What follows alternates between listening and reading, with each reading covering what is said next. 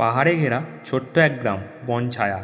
চারপাশে সবুজ বন, মাঝে মাঝে ঝর্ণার শব্দ, পাখিদের কিচিরমিচির, আর এক অদ্ভুত নিস্তবতা। এই গ্রামের সব কিছুর মাঝখানে দাঁড়িয়ে আছে একটা পুরনো ভাঙাচোরা বাড়ি, রায়বাড়ি।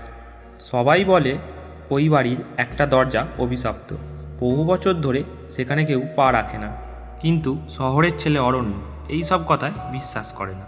সে একজন পুরাতত্ত্ববিদ, ভূত প্রেত বা অভিশাপ নয়, তার বিশ্বাস ইতিহাস আর প্রমাণে।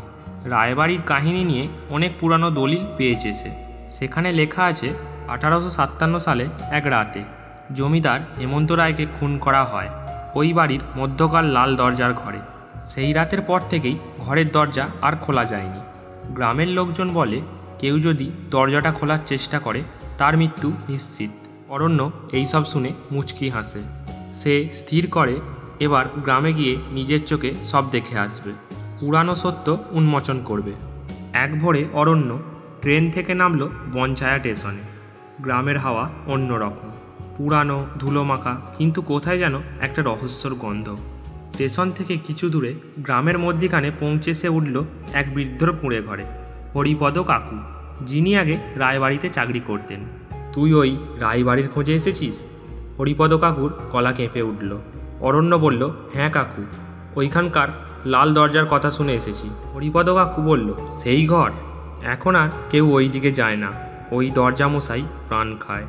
অরণ্য কিছু না বলে শুধু হেসে বলল, আমিও দেখি ইতিহাস আর ভয় কোনটা সত্যি। পরদিন সকালে অরণ্য পা রাখল রায়বাড়ির ধ্বংসস্তূপে। লতায় ঢাকা বাড়ি, দেওয়ালে শ্যাওলা, জানালায় মাকড়সার জাল।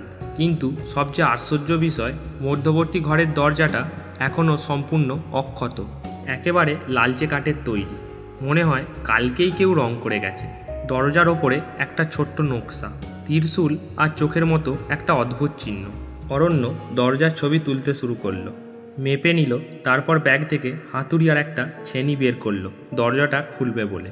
কিন্তু যতবারই সে ছেনি চালায় এক অদৃশ্য বল দরজাটা ঠেকিয়ে রাখে।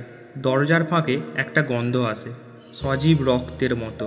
বাতাস হঠাৎ ভারী হয়ে যায়, পেছনে ছায়া নড়ে ওঠে। কে? পেছন ফিরে চিৎকার করে ওঠে অরণ্য, কিন্তু কেউই নেই। হঠাৎ দরজার ওপরে আঁকা চোখটা মৃদুভাবে জ্বলজ্বল করতে থাকে, যেন তাকিয়ে আছে। অরণ্য সেদিন রাতে হরিপদ কাকুর ঘরে ফিরলেও ঘুমোতে পারে না। মাথায় শুধু ঘুরে ফিরে সেই দরজা আর তার রহস্য। রাত 1:30 নাগাদ হঠাৎ দরজার কড়া নাড়া শব্দ অরণ্য শুনতে পেল স্পষ্ট। সে উঠে বসে, বাহিরে তাকায়। চাঁদের আলোয় হঠাৎ রায়বাড়ির দিকে তাকিয়ে দেখে একটা ছায়ামূর্তি সেই দরজার সামনে দাঁড়িয়ে আছে। ধীরে ধীরে দরজায় হাত রাখছে, কিন্তু কেউ তো ওই বাড়িতে নেই। অরণ্য স্থির থাকতে পারে না। সে একটা টর্চ নিয়ে ছুটে যায় রায়বাড়ির দিকে। পৌঁছে দেখে দরজা খোলা, লাল দরজা, যেটা শতাব্দী ধরে বন্ধ ছিল, আজ খুলে গেছে। সে ঢুকে পড়ল ঘরের ভেতরে। ঘরের ভেতর গা ছমছমে অন্ধকার, দেওয়ালে রক্তর মতো দাগ, এক কোণে ভাঙা আয়না। হঠাৎ তার চোখে পড়ে ঘরের মেঝেতে একটা মানুষের ছায়া পড়ে আছে, অথচ ঘরে কেউ নেই। সে এক পা এগোয়। তুই এসেছিস অনেক বছর পরে, একটা গলা কানে আসে, জিন, ধাতব, গভীর।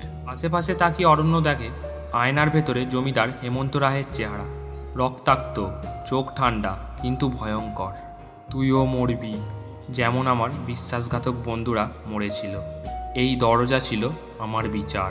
হঠাৎ ঘরের জানালাগুলো নিজে থেকেই বন্ধ হয়ে যায়, বাতাস চলাচল বন্ধ, দরজা আপনি আপনিই বন্ধ হয়ে যায়। অরণ্য চিৎকার করে ওঠে, দরজা ধাক্কায়, কিন্তু কিছুতেই বেরোতে পারে না। তারপর নিস্তবতা। পরদিন সকালে গ্রামের লোকজন খোঁজ পেয়ে আসে রায়বাড়িতে। দরজাটা আবার বন্ধ, ঠিক যেমন ছিল। তারা অনেক চেষ্টায় দরজা খোলে। ঘরের ভেতরে কেউই নেই, শুধু মেঝেতে পড়ে আছে অরণ্যর টর্চ আর ক্যামেরা। আর দেওয়ালে খোদাই করা নতুন এক মুখ, অরণ্যর মুখ, যেন জমিদার হেমন্ত রায়ের পাশেই দাঁড়িয়ে আছে সে চিরকালের জন্য। রায়বাড়ির সেই দরজা এখনও বন্ধ, কেউ আর ঢোকার সাহস করে না। অরণ্যর গল্প এখন শুধু গ্রামের কিশোরদের ভয় দেখানোর কাহিনী নয়, বরং ইতিহাসের পাতায় লেখা এক সত্য যাকে অস্বীকার করা যায় না। রায়বাড়ির লাল দরজা এখনও দাঁড়িয়ে আছে, নিঃশব্দ সাক্ষী হয়ে। কত প্রাণ, কত বিশ্বাস, কত অভিশাপে।